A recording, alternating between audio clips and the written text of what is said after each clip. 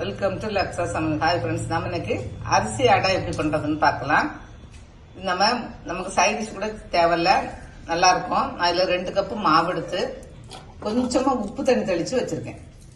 ஒரு 1/4 மணி நேரம் 1/2 மணி நேரம் ஊறினா போதும். 1/4 மணி நேரம் ஊறினா போதும், 1/2 மணி நேரம் ஊற விட்டீங்கன்னா இன்னும் நல்லா சாப்பிட்டா வரும். வெறுமனே நம்ம நார்மல் தண்ணி தான் போட்டு நான் பசஞ்சு வச்சிருக்கேன். இப்ப நம்ம இது கூட எல்லாம் சேர்த்துடலாம். இது புட்டு மாவு. நான் புட்டு மாவுன்னு சொல்லி அரைச்சி வறுத்து வச்சிருக்கேன். அந்த மாவு தான். நீங்க புட்டு மாவு யூஸ் பண்ணாலும் நல்லா இருக்கும். இப்ப நான் ஒரு கிண்ணத்துல ஒரு 1/2 டீஸ்பூன் மஞ்சத்தூள் எடுத்திருக்கேன்.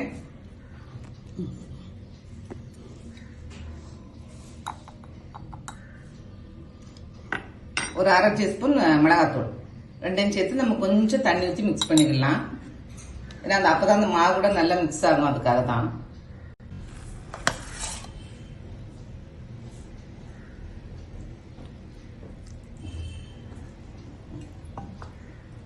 இப்ப நம்ம இது கூட நான் ஒரு பெரிய வெங்காயம், நல்ல பெரிய வெங்காயம் எடுத்து ஒரு 2.5 வெங்காயம் எடுத்திருக்கேன். அதை எடுத்துக்கலாம். ஒரு 3 பச்சை மிளகாய் போட்டிருக்கேன், அதையும் சேர்த்துக்கலாம்.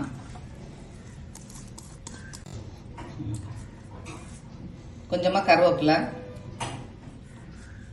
கொஞ்சமா கொத்தமல்லி. நம்ம உப்பு தண்ணி போட்டு முதல்ல நல்லா பசிஞ்சிருக்கனால உப்பு அப்புறம் பார்த்து, இந்த டைம்ல உப்பு உங்களுக்கு பார்த்துட்டு நீங்க போட்டுக்கோங்க. இது கூடவே நான் ஒரு சின்ன தேங்காயில 1/2 மூடி தேங்காய் எடுத்து திருவி வச்சிருக்கேன், அதை நம்ம சேர்த்துக்கலாம். இப்ப நம்ம நல்லா பசிஞ்சுக்கலாம். இப்ப நம்ம அடை தட்டிடலாம். அதுக்கு நம்ம கொஞ்சமா எண்ணெய் சேர்த்துக்கலாம். கொஞ்சம் எண்ணெய் ஊத்தி சுட்டிங்கன்னா தான் அடை நல்லா இருக்கும்.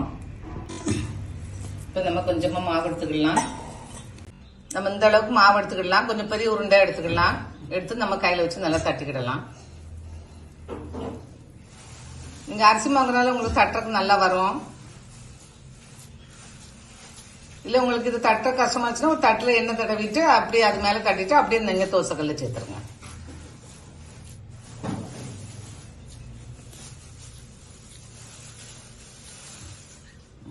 இந்த மாதிரி நீங்க ரொம்ப தின்னா கட்ட வேண்டாம், ஓரளவு திக்கா தான் இருக்கணும். இந்த பாருங்க, இந்த மாதிரி திக்கா இருந்தா தான் நல்லா இருக்கும்.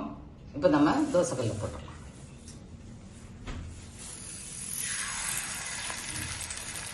இல்ல நீங்க ஒரு வாழை இலையில கூட வச்சு லேசா எண்ணெய் தடவி தட்டி கூட நீங்க அப்படியே சேர்த்து கவுத்திட்டு அப்புறம் கொஞ்சம் கழிச்சு நீங்க வாழை இலையை எடுத்துக்கலாம்.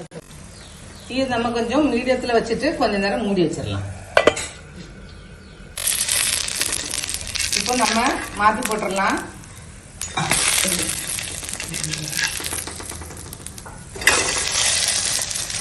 கீழே இந்த ஷேடு வந்தப்பறம் அதை போடுங்க.